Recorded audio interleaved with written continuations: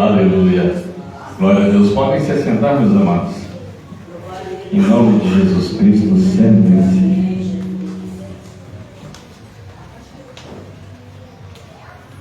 É bom, né?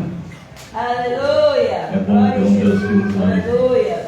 Um Deus que zela por cada um de nós. Eu queria pedir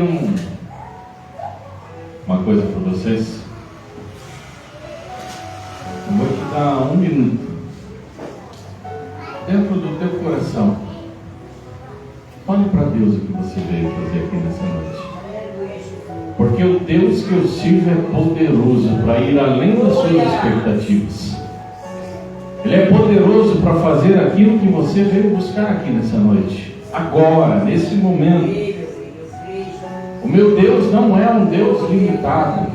Um Deus que precisa de rituais, que precisa que nos agachemos, batemos cabeça, acendemos as coisas. Não. Ele só precisa de um coração quebrantado. Aleluia! Então fale no teu coração.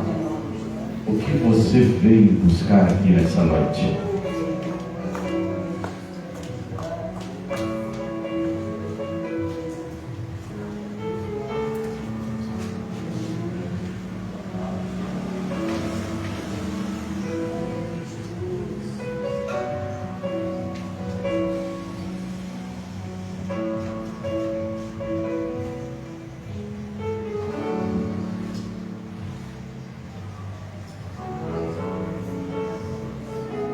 Glória a Deus. Abra sua Bíblia comigo em Atos dos Apóstolos, capítulo de número 27. Atos dos Apóstolos, capítulo de número 27. Quem for achando vai dando um glória. Aleluia!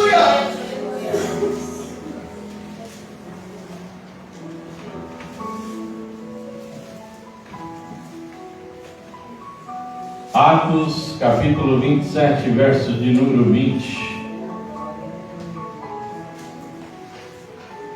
A palavra de Deus diz assim: e não aparecendo havia já muitos dias, nem sol, nem estrelas, e caindo sobre nós uma não pequena tempestade, fugiu-nos toda a esperança de nos salvarmos.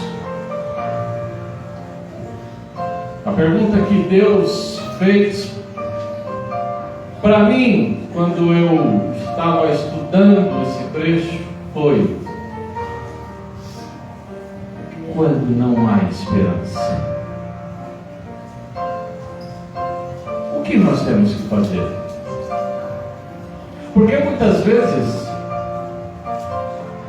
eu penso que, e já ouvi isso de vários irmãos, já sendo pastor, quando a esperança me fugiu do coração, eu já ouvi falar que eu estava em pecado, que eu não tinha fé, que eu não era um homem de oração, que Deus não estava se agradando de mim, e por aí vai. Quando a gente não tem conhecimento, a gente acha que a falta de esperança acontece com aqueles que estão distantes de Deus. Mas essa narrativa vem de um homem que ele foi arrebatado até o terceiro céu. Um homem que ressuscitava mortos. Um homem que estendeu o Evangelho àqueles que eram excluídos do meio judaico. Nós estamos falando de Paulo. Talvez você veio aqui nessa noite também passando pelas mesmas coisas. Há muitos dias, há muitos tempos você não consegue ver sol nem estrela. Há muito tempo sobre você está uma tremenda tempestade que você perdeu o rumo. Porque aqui eles estavam num navio E imagina você no meio do mar, sem recurso, porque naquela época a navegação era conduzida pelas estrelas. Os astros conduziam eles e sumiu tudo. Eles estavam no meio do mar à deriva, sem o rumo certo. Às vezes você chegou aqui nessa noite sem ter um rumo para a tua vida, mas eu te prometo que Deus vai fazer a obra na tua vida e você vai ver uma luz no fim do túnel. Hoje você vai sair daqui sabendo qual é o caminho que você deve trilhar para que você vença, para que você alcance aquilo que você veio buscar aqui nessa noite. Esperança vem do latim sper, que nos traz o sentido de fortalecer, de esperar, de querer, de desejar. Mas quando a desesperança chega no nosso meio, vem o grande problema. Porque a mente do ser humano, existem dois processos na nossa mente. Um é chamado de memória, o outro é chamado de imaginação. Eu não vou entrar aqui no campo da ciência, porque a ciência entre si discute. Uns dizem que existe 4 tipos de memória, outros dizem que existe 3 tipos de memória. Nós não vamos entrar nesse mérito. Vamos ficar só na memória e na imaginação. Quando a falta de esperança atinge o meu coração, ela vira uma religiosidade. Porque é muito mais fácil eu trazer para dentro do meu coração tristeza, mágoa, ressentimento, amargor, tudo aquilo que me causa mal, do que eu trazer as coisas boas. É muito mais fácil eu ficar me fazendo de coitadinho, do que eu levantar, sacudir o pó, como diz aí o ditado, e falar assim: eu não fui feito para passar essas coisas. A desesperança, quando entra dentro do nosso coração, ela age muito mais forte do que a fé que nós deveríamos ter no nosso Deus. Ela cria uma muralha entre o que cremos e o que não cremos.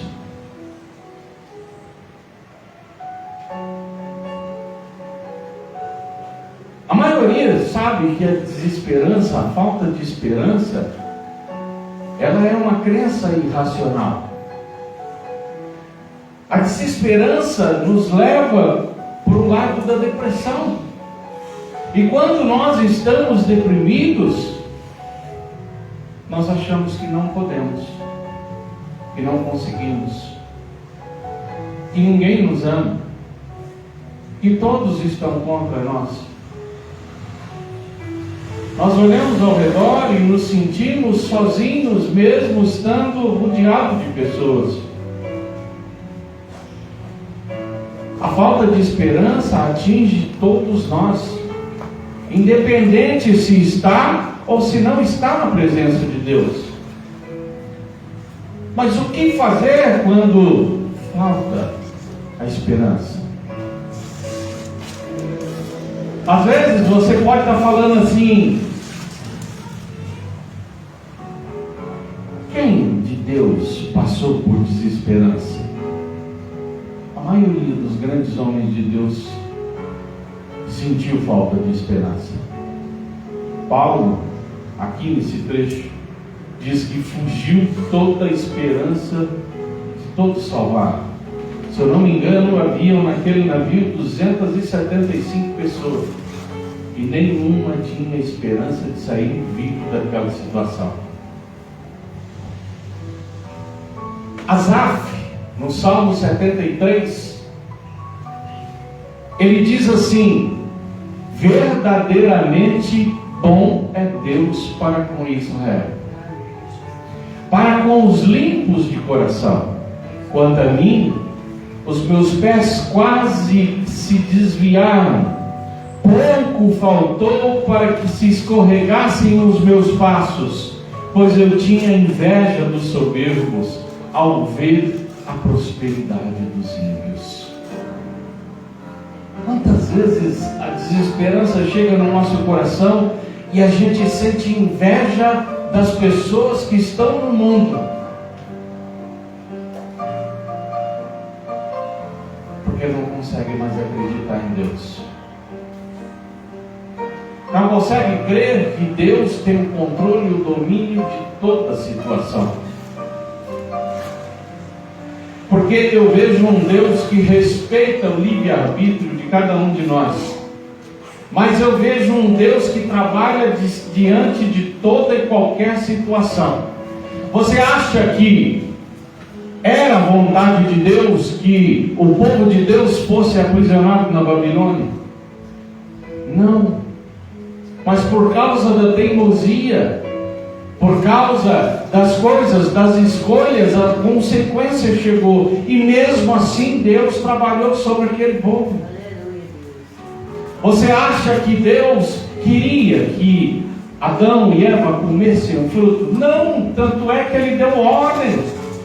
Mas eles foram e comeram. E mesmo assim Deus vem trabalhando. Da mesma forma, você às vezes se afastou do caminho do Senhor, ou fez algo que dentro do teu coração você tem certeza que desagrada a Deus, e se sente indigno de crer que Deus pode trazer esperança novamente ao seu coração. Deus vai trabalhar nessa situação, seja ela qual for. Aleluia! Muitas vezes nós ficamos igual a Asaf. Bom é Deus para com os meus irmãos. Olha lá, o ímpio conseguiu um carro. Eu quero um carro e não consigo. Olha lá, fulano abriu uma porta de emprego. Quanto tempo faz que eu oro por uma porta de emprego e a porta de emprego não chega? Eu aprendi uma coisa desde novo nos caminhos do Senhor: ser fiel no pouco, sobre o muito te colocarei. Seja fiel a Deus. Não deixe que essas coisas entrem dentro do teu coração e te traga a incerteza, porque a falta de esperança nos traz incerteza dentro do nosso coração. Incerteza se de fato Deus nos ama mesmo. Incerteza se de fato Jesus Cristo está do meu lado. Eu já vi irmãos acreditando em deuses estranhos por falta de esperança. Para onde eu irei? Se só Deus tem a palavra de vida eterna. Aleluia, Jesus! Para onde eu vou? Quando Jesus Cristo confronta os seus discípulos e fala: aquele que não comer da minha carne e beber do meu sangue, muitos se escandalizam e vão embora. E Jesus olha para eles e fala assim: e vocês não vão? Vocês não vão embora? Para onde nós iremos? Eu fui um bandista 22 anos. Como eu posso sentir vontade da cebola do Egito?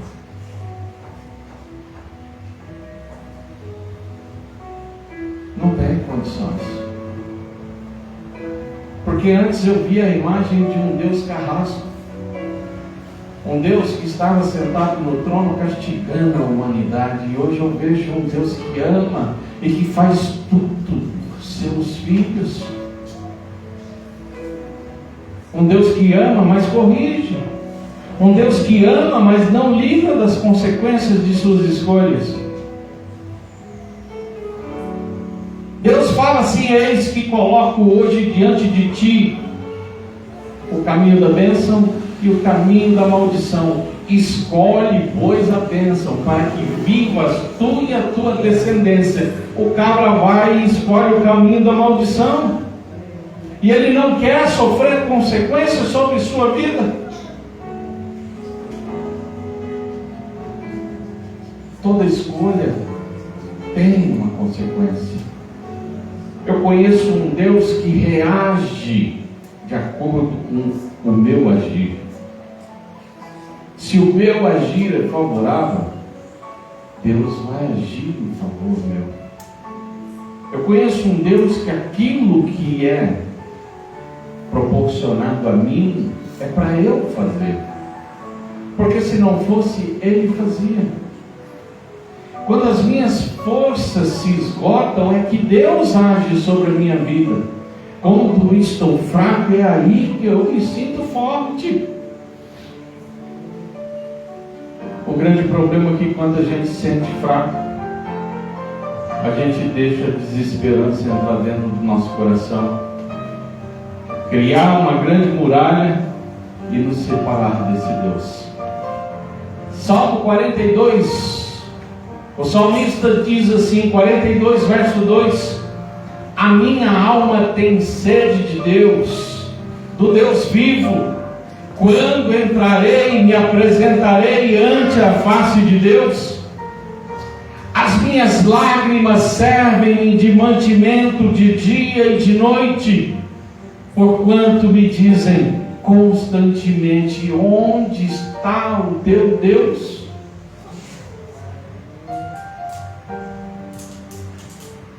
Quantas vezes você chorou e não fez essa pergunta para você? Aonde está Deus? Uma vez eu atendi uma senhora, eu visitei ela.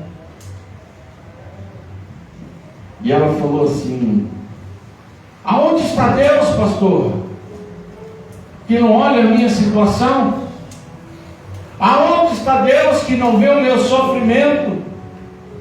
Aonde está Deus que não vê todos os dias o que eu estou passando? A mesma coisa que eu disse para ela, eu digo para você nessa noite. Deus está no mesmo lugar que Ele estava no dia que o filho dele estava sendo morto pela minha vida e pela sua vida, para nos trazer a salvação, para nos tirar todo o pecado, para nos resgatar de todo o mal. Só que Ele precisa que eu haja. Por isso que é uma escolha. Jesus Cristo, Ele nunca falou assim: você vai me seguir, você vai vir aqui. Ele passava e falava: segue-me, ou vinde a mim, todos vós que estão cansados e sobrecarregados, e eu vos aliviarei. Mas você tem que ir até Cristo. Eu conheço um Deus e falo isso todos os cultos que eu prego. E se Ele quiser, Ele cura alguém lá no Japão agora através da minha oração. Só que essa pessoa também tem que querer. Porque o único que entra na minha vida e na sua vida sem pedir licença se chama ladrão. E ladrão só tem um na Bíblia. Deus não vai invadir a sua vida se você não permitir. Só que para Ele invadir a sua vida, coisas vão ter que ser mudadas. Quando você muda de uma casa para outra, qual é a primeira coisa que você faz daquela casa que você vai morar? Uma limpeza geral, uma faxina. Você tira tudo aquilo que não te agrada, toda sujeira, toda imundícia, todo lixo que tinha ali. Quanta sujeira, quanto lixo tem dentro do nosso coração quando a gente se encontra na presença de Deus. E nós não permitimos que esse Deus arranque essa sujeira da nossa vida. Como eu posso querer ter esperança se eu não deixo Deus trabalhar sobre a minha vida?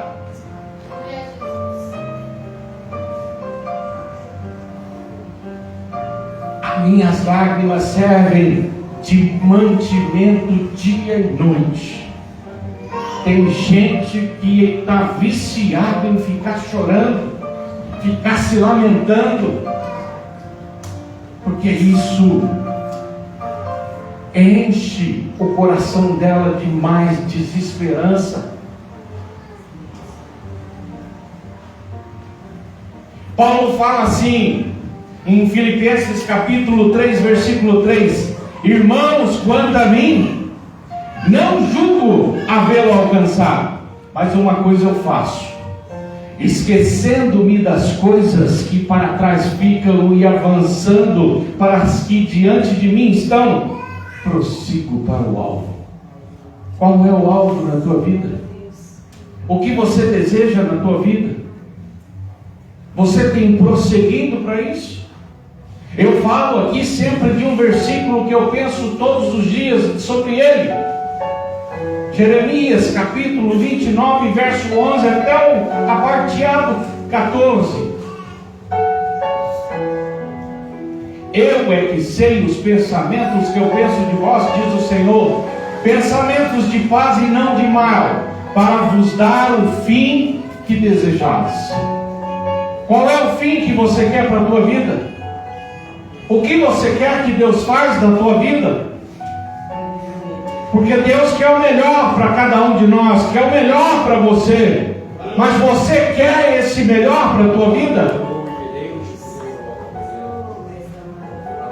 Então Deus tem que trabalhar.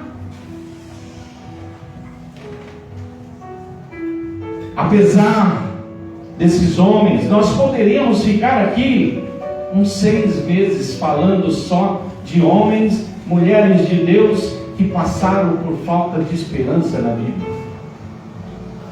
A Bíblia é um livro tão maravilhoso que ela não esconde os defeitos daqueles que seguiram a Deus e a Cristo. Ela escancara os defeitos, porque a nossa vida tem que ser um livro aberto. Eu não posso esconder as coisas. Eu posso esconder do pastor, da pastora, dos irmãos, mas de Deus eu não escondo. Eu estou enganando a mim mesmo. De que adianta eu vir aqui na igreja e não querer mudar? Porque hoje, a maioria dos lugares você não pode falar determinados assuntos para não magoar os irmãos. Tem lugar que não se fala mais de pecado. Pecado é pecado. O que muda são as consequências que você vai obter nesse pecado. Se você roubar 1 centavo ou roubar 10 milhões, para Deus é pecado. Pecado é pecado. Só que se você roubar 1 centavo, quantas vezes você vai ser perdoado? 1 centavo? O que é 1 centavo? Você não vai sofrer consequências sobre aquele ato, consequências materiais. Mas se você roubar 10 milhões, você vai sofrer consequências. Se você sentir ódio no coração e desejar a morte de alguém, é pecado. É o mesmo pecado do que você ir lá e puxar o gatilho de uma arma e matar aquela pessoa. Só quando você sente o ódio no teu coração, você peca diante de Deus, mas materialmente não teve consequência. Agora, se você matar, você vai sofrer consequências. Jeremias, ele é conhecido como o profeta chorão. Esse homem, em Lamentações, capítulo 3, ele estava num período tão depressivo do ministério dele. Depois, se vocês quiserem ler todos esses capítulos, salmos que eu estou ditando, para vocês entenderem um pouco melhor, é porque se eu for narrar tudo, a gente vai ficar aqui até meia-noite.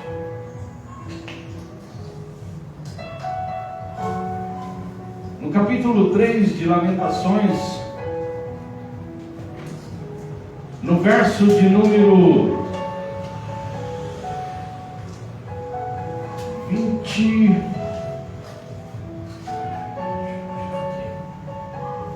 se eu não estou enganado.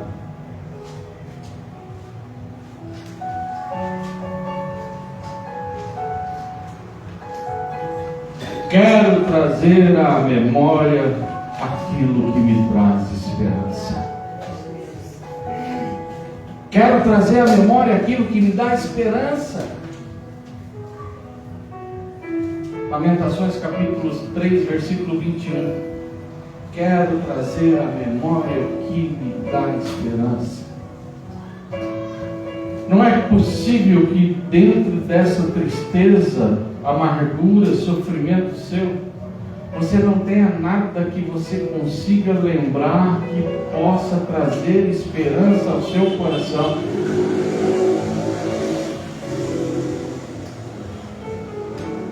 Eu poderia ficar aqui um tempo dizendo das vezes que eu fui livrado por Deus. Mesmo antes de conhecê-lo, hoje eu vejo que era a mão de Deus me livrando.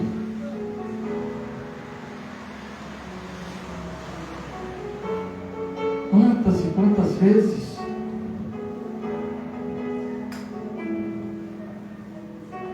A diferença de nós para esses homens é que eles tinham esse mesmo sentimento no coração. Quero trazer à memória.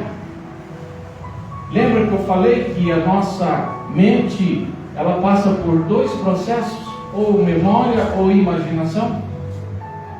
Memória é quando eu guardo alguma coisa. Imaginação é quando eu imagino algo no futuro, que é a fé que nós conhecemos. Será que eu não consigo olhar para a minha vida passada e ver a mão de Deus conduzindo-me até aqui, o dia de hoje? Será que essa falta de esperança no meu coração é tão grande que construiu uma muralha até para que eu não me lembre do meu passado? Porque quem o Emerson era e quem o Emerson é hoje tem muita diferença. Quem o Antônio era e quem o Antônio é hoje tem muita diferença. Quem a Ana Paula era e quem a Ana Paula é hoje tem uma grande diferença. Será que eu não tenho memória suficiente para me trazer esperança no coração? Lembra que nós iniciamos a mensagem com Paulo falando que após dias eles enfrentavam uma tempestade e fugiu toda a esperança deles se salvarem?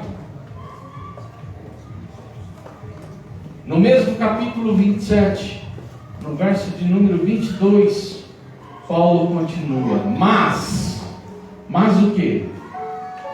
Nós vamos ter que agir. Fugiu toda a esperança, mas a história continua. Eu descobri que eu estou enfermo, mas o meu Deus é poderoso. Eu perdi o emprego, mas eu confio que Deus vai dar o melhor. Aleluia. Esse mas tem que existir na nossa vida. É uma vírgula, é uma pausa na nossa história, para que a história continue de uma outra forma. Capítulo 27, verso 22. Mas agora vos admoesto a que tenhais bom ânimo, porque não se perderá a vida de nenhum de vós, mas somente o navio, porque esta mesma noite o anjo de Deus, de quem eu sou e a quem eu sirvo, esteve comigo. Nessa mesma noite, o anjo de Deus, de quem eu sou e a quem eu sirvo, está te dizendo: tenha bom ânimo, creia em Deus, tenha fé. Aleluia.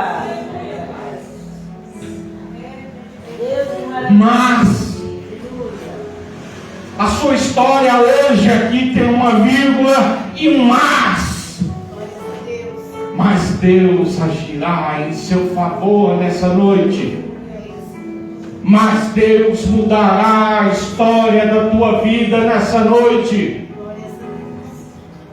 Por isso eu quero trazer à memória, a todos os momentos, as coisas que me traz esperança. Asaf, ele estava lamentando sem esperança nenhuma, no Salmo 73. Mas no verso 17, olha o que ele fala. Verso 17 do Salmo 73. Até que entrei no santuário de Deus, então entendi o fim deles. Versículo 23. Todavia estou de contínuo contigo, tu me segurastes pela mão direita, guia-me com o teu conselho, e depois me receberás na tua glória. Lembra que Asaf estava se lamentando e sentindo inveja dos ímpios? Aí um pouco mais à frente ele fala mais, até que entrei no santuário de Deus, então eu entendi o fim deles. Por que eu vou invejar aqueles que estão indo para o inferno? Por que eu vou invejar aqueles que não conhecem a Deus? Por quê? Versículo 23 ele fala, todavia estou de contínuo contigo, todos os dias eu tenho a tua presença na minha vida. Tu me seguras pela mão direita, guia-me com o teu conselho, e depois me receberás na tua glória. Todos os dias Deus nos aconselha, vai por aqui, não faz assim. Como o pastor ele me aconselha? Através da sua santa palavra. Todos os dias Deus fala o que eu tenho que fazer. Ah, pastor, mas e se eu descobrir que eu tenho uma doença terminal? Só é terminal se Deus falar que terminou. Se não tiver o mas eu te garanto que se não tiver o vai ter um abraço apertado dele na sua vida quando os dois se encontrarem face a face. Porque essa é a nossa fé. Num abrir e fechar de olhos, eu serei revestido de um novo corpo e estarei face a face com o meu Senhor, e o verei e o abraçarei. O que eu faço quando eu tenho falta de esperança? O que eu faço quando não tenho esperança? Lembra que o salmista, no verso 42, ele também questiona. Ele fala que as lágrimas, as lamentações dele servem de mantimento. É o sofrimento dele que mantém ele vivo. Aí no mesmo salmo, no versículo 5, ele começa: por que está abatida a minha alma? E por que te perturbas em mim? Espera em Deus, pois ainda o louvarei na salvação da tua presença. Ó meu Deus, dentro de mim a minha alma está abatida. Portanto, lembro-me de ti desde a terra do Jordão e desde os Hermonitas, desde os pequenos montes.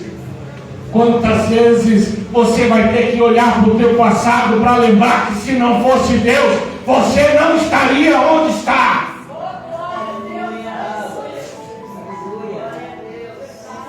Quero trazer à memória aquilo que me dá esperança. Eu não posso deixar que essa desesperança invada o meu coração e não permita eu sentir a presença de Deus na minha vida. Eu não posso de forma nenhuma. O grande problema é que nós não fazemos isso.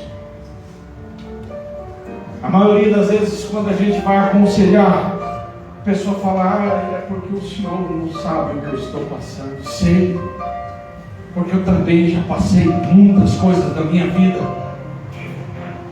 Eu já fui desenganado 2 vezes. 2 vezes eu achei que ia morrer.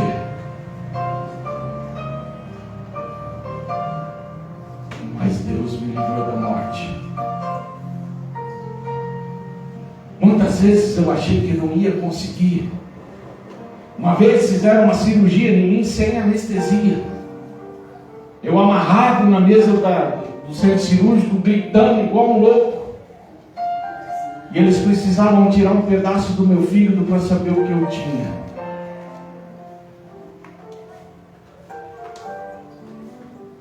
Irmãos, quando aquele médico enfiou a pinça e agarrou o meu fígado e puxou rasgando o filete dele para exame,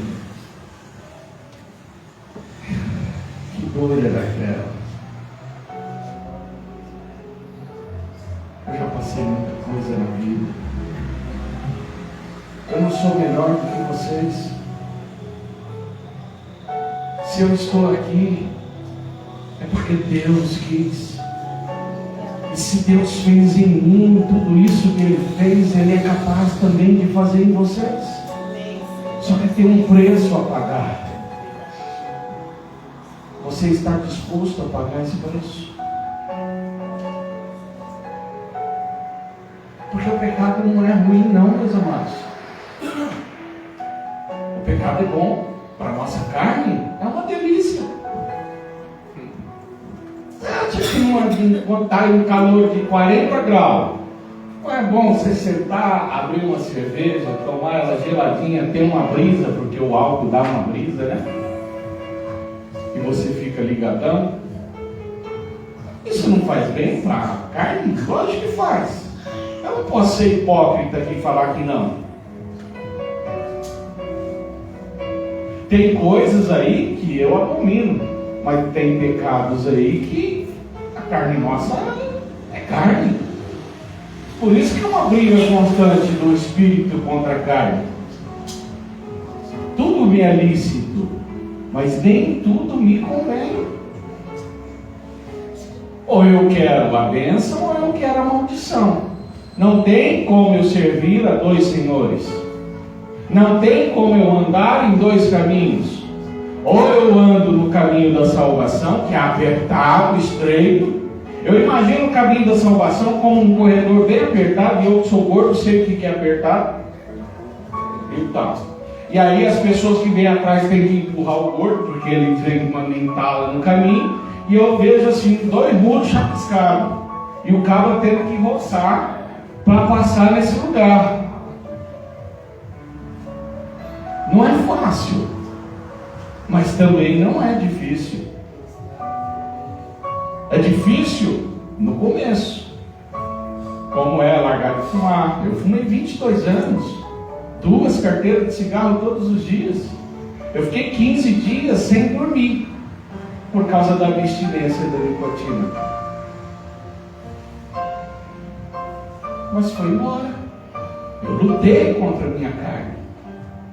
O duro é que tem pessoas que querem estar com Deus, mas não querem lutar contra a carne.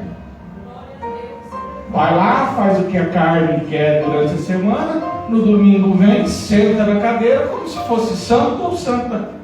O que você acha que Deus vai fazer na tua vida? Nada. Deus pode se fazer presente num lugar de prostituição, pastor? Pode. Se existir alguém lá dentro com o coração quebrantado e clamar a presença dele, ele se faz presente lá dentro. Mas não pense você que Deus se faz presente lá porque Ele quer estar lá, não. Deus é poderoso, sim, Ele é onisciente, onipotente, onipresente. Mas a presença de Deus só se faz num lugar quando existe um coração desejando essa presença. Se nós nos reunirmos aqui somente por reunir, vai ser uma reunião formal de pessoas, sem a presença de Deus. Quero trazer à memória aquilo que me dá esperança.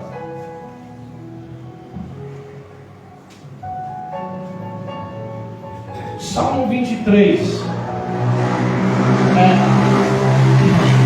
Quando eu era macumbeiro, Eu ia nas casas, ou tinha uma Bíblia aberta no Salmo 23, que é um salmo que misticamente traz alimento para casa, ou no 91, que expulsa os bons espíritos.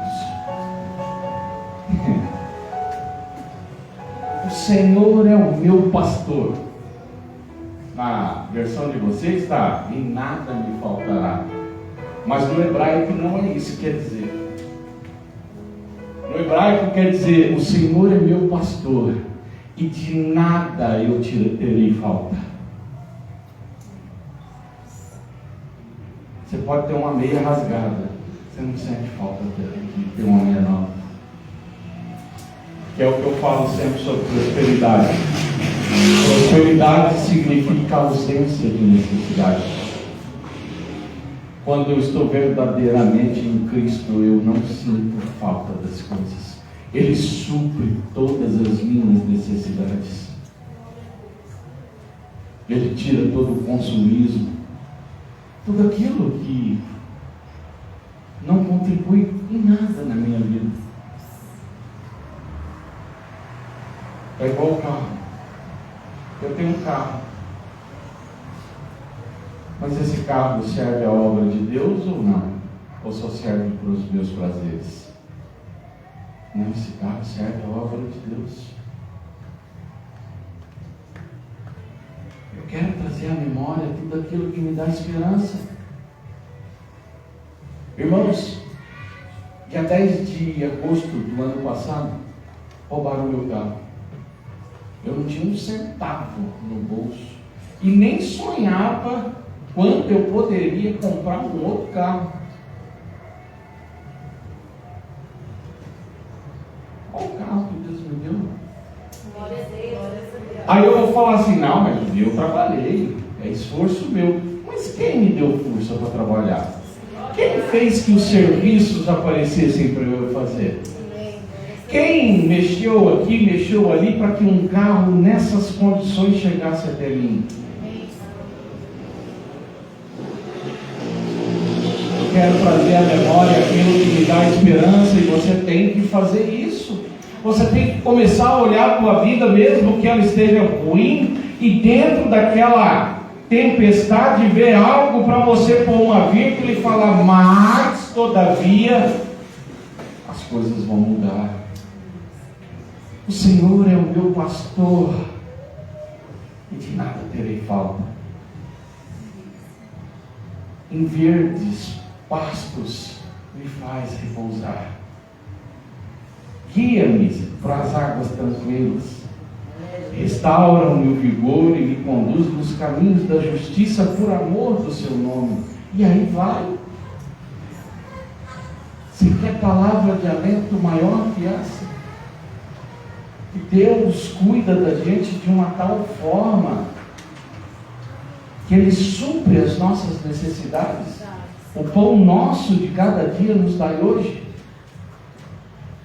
Eu não sei o que você veio buscar aqui nessa noite, mas hoje Deus está pondo uma vírgula e um mas na sua vida. Depende do que você vai fazer para que esse mas seja favorável ou desfavorável na sua vida. Deus quer te dar uma vida boa, uma vida próspera, uma vida feliz, mas com escolhas certas. Então siga o conselho de Deus e escolha o caminho da bênção, não o caminho da maldição. Escolha coisas boas para a sua vida. Traz para o seu coração somente aquilo que vai te alegrar. Não fique pensando em coisas ruins, coisas que vão te levar para baixo, coisas que vão te entristecer. Expulsa essas coisas do seu pensamento e lembra que existe um Deus que te ama a tal ponto que morreu por você na cruz do Calvário. Ele derramou o sangue pela minha vida e pela sua vida. E Ele está perto para nos buscar. Deus quer fazer o melhor na tua vida, meus amados. Mas depende da sua ação para que Ele reaja em seu favor. Que Deus os abençoe. Em nome de Jesus Cristo.